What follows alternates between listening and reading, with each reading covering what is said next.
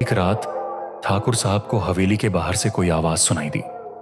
ठाकुर साहब ने अपने कमरे का दरवाजा खोला और बाहर आ गए। उन्होंने देखा कि हवेली के पुराने कुएं के पास कोई खड़ा है। उन्होंने सोचा, इतनी रात गए भला कौन हो सकता है। ठाकुर साहब कुएं की तरफ चल दिए। वहां कोई और नहीं, घर की बहू सुमन थी, लेकिन उसके आसपास कोई नजर नहीं आ रहा था। ठाकुर साहब को यह बात बहुत हैरान कर रही थी। वह सुमन के पास गए और उन्होंने सुमन से पूछा, बहू रानी, इतनी रात गए तुम यहां इस कुएं के पास क्या कर रही हो और किससे बातें कर रही हो? सुमन वापस मुड़ी और उसने कहा, कुछ नहीं पिताजी, मैं तो यहां पर बस ठंडी हवा खाने आई हूं। इतना कहकर सुमन वापस हवेली की तरफ चली गई। ठाकुर साहब को सुमन का यह व्यवहार कुछ अजीब सा लगा। अगले दिन सुबह ठाकुर साहब ने राजेश को अपने कमरे में बुलाया और रात वाली घटना का जिक्र किया। राजेश ये सब सुनकर हैरान हो गया।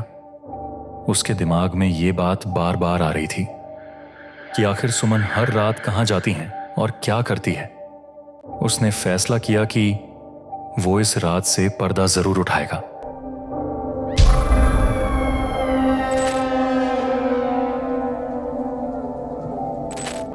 एक ठंडी और अंधेरी रात थी। ठाकुर हवेली में खुशी का माहौल था क्योंकि ठाकुर साहब के बेटे राजेश की शादी हो रही थी। राजेश की शादी पूरे गांव में चर्चा का विषय बनी हुई थी। हर कोई नई दुल्हन को देखने के लिए उत्सुक था। शादी के बाद जब सुमन पहली बार अपने ससुराल आई तो पूरे घर में खुशियां छा गईं। सुमन ने लाल साड़ी पहन रखी थी और उसकी आंखों में एक गहरी चमक थी जो किसी को भी अपनी ओर खींच सकती थी। राजेश की बहन रिया भाभी को देखकर बहुत खुश थी। घर की बुजुर्ग महिलाएं कहती थीं, इतनी सुंदर दुल्हन हमने आज तक नहीं देखी। जल्द ही सुमन सबके साथ घुल मिल गई। राजेश की बहन रिया के साथ सुमन की बहुत बनती थी, इसीलिए दोनों अक्सर साथ ही रहते थे। लेकिन सुमन की बातों और व्यवहार में एक रहस्यमय अंदाज था। वह देर रात तक जागती रहती और अक्सर अकेले में बातें करती। दिन गुजरते गए। एक दिन आधी रात को अचानक राजेश की आंखें खुल गईं। उसने देखा सुमन बिस्तर पर नहीं है। उसने आस-पास देखा लेकिन सुमन कहीं दिखाई नहीं दी। राजेश सुमन को देखने बाहर निकला। हवेली के गलियारे सुनसान नजर आ रहे थे। पूरी हवेली में रात का सन्नाटा पसरा था।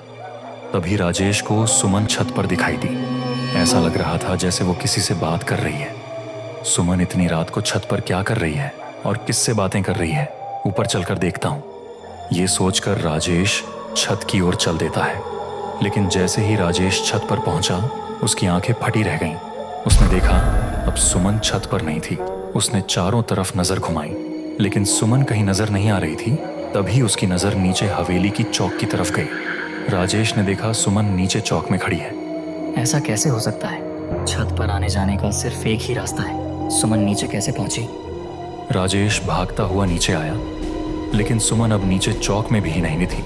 जब राजेश को सुमन कहीं दिखाई नहीं दी तो वो अपने कमरे में वापस आता है। उसने देखा सुमन अपने बिस्तर पर सो रही थी। ये सब देखकर राजेश हैरान हो जाता है और बिना कुछ कहे बिस्तर पर सो जाता है। उसके सोते ही सुमन अचानक से आंखें खोलकर रहस्यमयी तरीके से मुस्कुराती है। अगले दिन सुबह होते ही राजेश ने सुमन से पूछा, सुमन, तुम रात को छत पर किससे बातें कर रही थी? सुमन ने राजेश की तरफ देखा और मुस्कुराकर बात को टालते हुए बोली, मैं और रात को छत पर नहीं। राजेश, ये तुम्हारा वहम होगा। मैं तो पूरी रात कमरे से बाहर ही नहीं निकली। जरूर तुमने कोई सपना देखा होगा।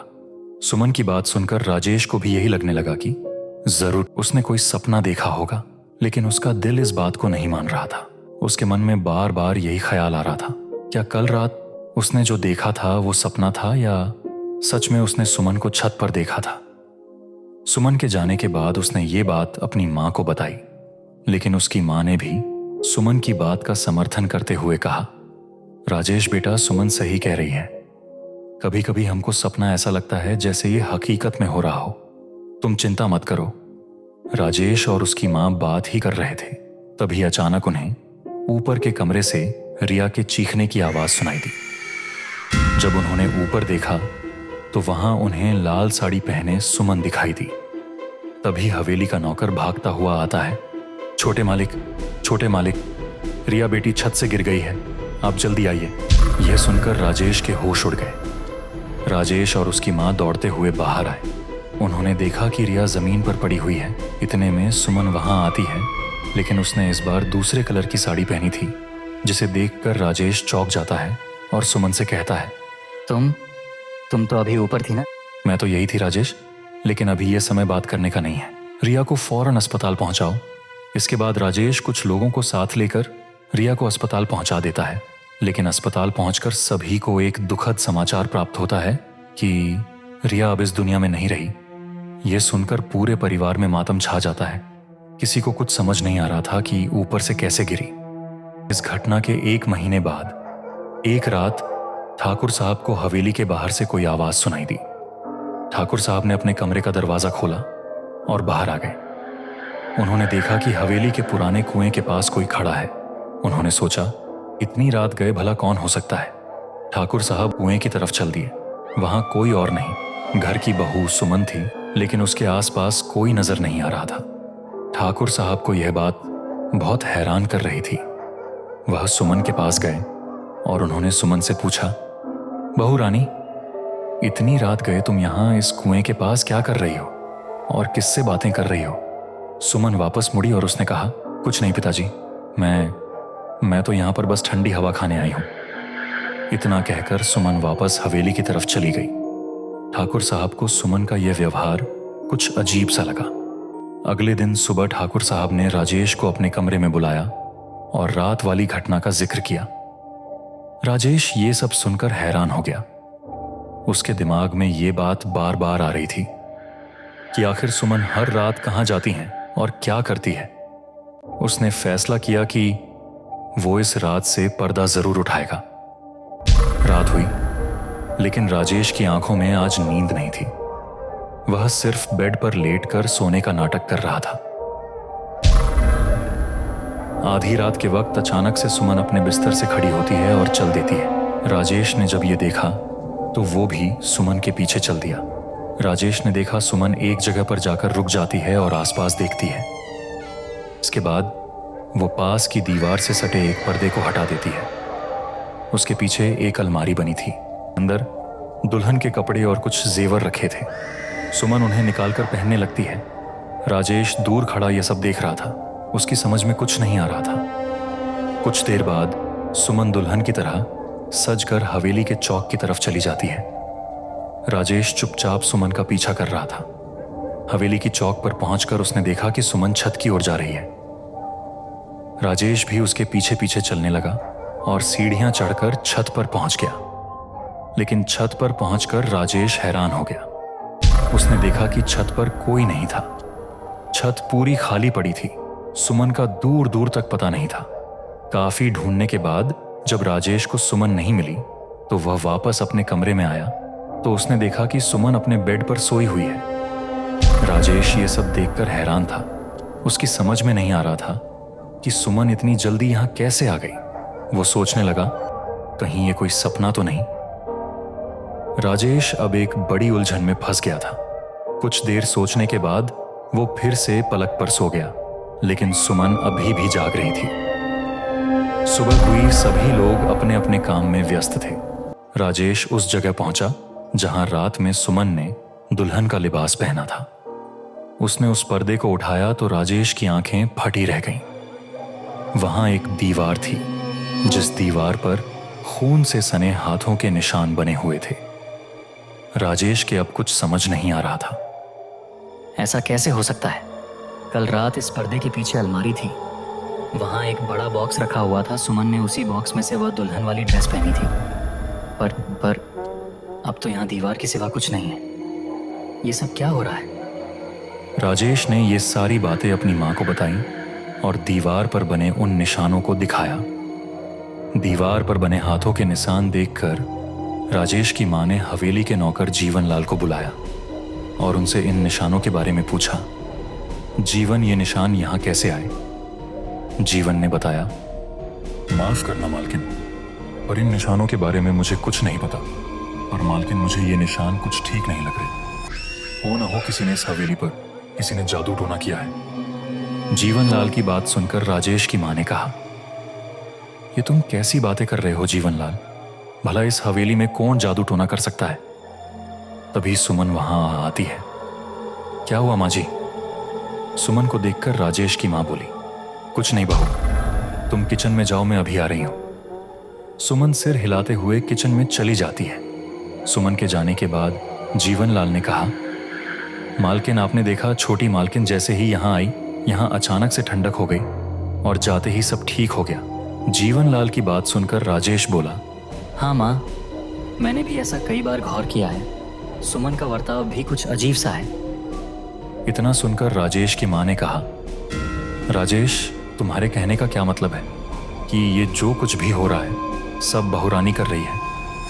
राजेश बोला, नहीं माँ, मैं तो बस इतना कह रहा हूँ कि मुझे अब सुमन के साथ रहने में कुछ अजीब लगता है। मुझे ऐसा लगता है कि वो हर रात को अक्सर लाल जोड़ा पहनकर हवेली की छत पर जाती है और गायब होकर वापस कमरे में आ जाती है। लेकिन सुमन कहती है कि ये तुम्हारा वहम है। मेरी तो कुछ समझ में नहीं आ रहा है माँ, मैं क्या करूँ? राजेश की बात सुन जीवनलाल बोला, छोटे ठाकुर ठीक कह रहे हैं मालकिन, जरूर छोटी मालकिन पर किसी बुरी आत्मा का साया है। मेरी मानिए, यहाँ से करीब 400 किलोमीटर दूर कमालपुर गांव के पास एक बाबा रहते हैं। आप एक बार उनसे मिल लीजिए, कोई ना कोई समाधान जरूर निकल आएगा। जीवनलाल की बात सुनकर राजेश की मां ने बाबा से मिलने का विचार बनाया और शाम होने पहले राजेश के माता पिता जीवनलाल को साथ लेकर बाबा से मिलने निकल गए। रात हुई, लेकिन आज की रात कुछ अलग थी। हवेली में आज राजेश और सुमन के सिवा कोई नहीं था। हवेली की चारों तरफ एक अजीब सा सन्नाटा पसरा हुआ था। रात के 12 बजने वाले थे। तभी अचानक सुमन अपने बिस्तर से उठती है और कमरे से बाहर चली जाती है। राजेश उसे बाहर जाते हुए देख लेता है और फिर एक बार वो सुमन के पीछा करने लग जाता है। सुमन फिर से उसी पर्दे को हटाती है। वहां अब कोई दीवार नहीं थी, बल्कि एक अलमारी बनी हुई थी। सुमन उस अलमारी में रखी संदूक से दुल्हन का लाल जोड़ा निकलकर पहनती है और हवेली की छत की ओर चल देती है। सुमन के जाने के बाद राजेश उस बक्से को खोलता है, लेकिन बक्सा खोलते ही उसकी आंखें फटी रह जाती हैं।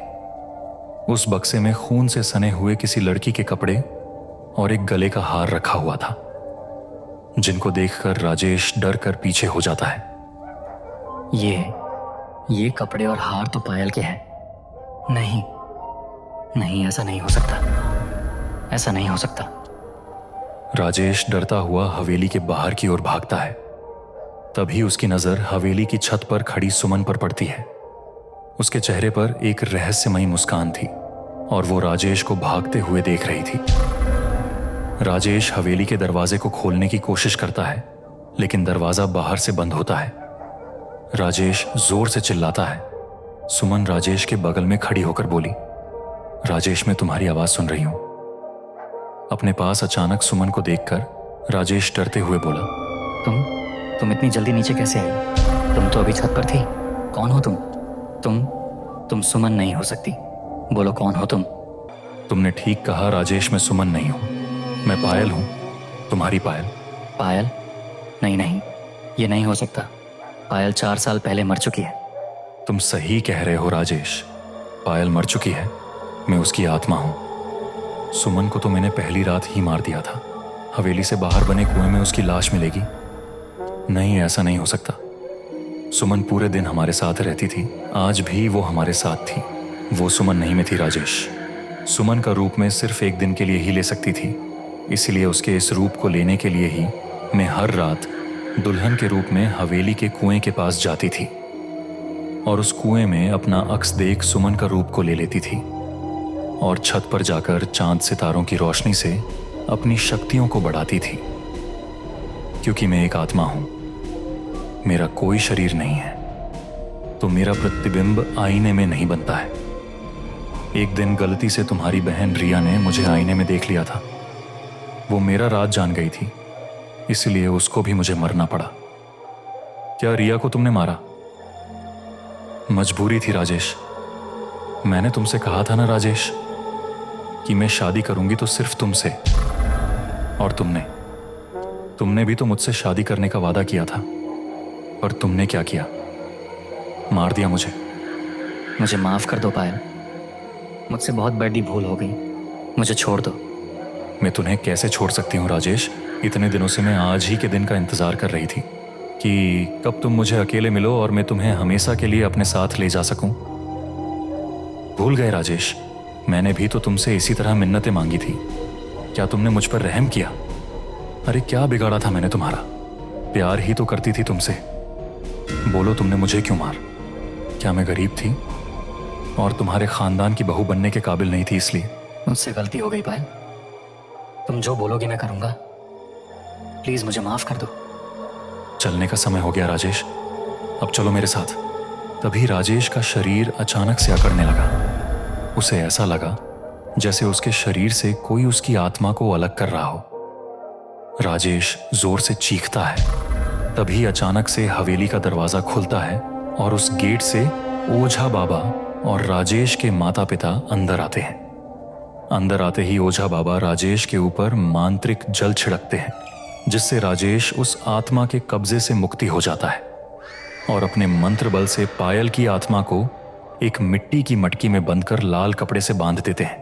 राजेश की मां ने राजेश को संभालते हुए कहा, राजेश तुम ठीक हो ना बेटा? राजेश ने कहा, हाँ मां, मैं बिल्कुल ठीक हूं। अगर आप सही समय पर नहीं आए होते तो पता नहीं मेरे साथ आज क्या हो जाता। तभी ओझा बाबा बोले, कर्मों का फल सभी को आज नहीं तो कल भुगतना ही होता है राजेश। गुनाह कभी छुप नहीं सकते। हम जानते हैं तुमने क्या अपराध किया है। ये अपराध माफी के काबिल नहीं है। आने वाले समय में कुदरत इसका इंसाफ जरूर करेगी, क्योंकि आत्माएं इंसाफ के लिए लौटती हैं। इतना कहकर ओझा बाबा उस मटकी को उठाकर हवेली से बाहर निकल जाते हैं। राजेश इस घटना से टूट चुका था, लेकिन हवेली में अब भी रहस्यमय सन्नाटा पसरा हुआ था। यह कहानी एक सीख छोड़ गई कि गलतियां और धोखे कभी छुपते नहीं और इंसाफ जरूर होता है।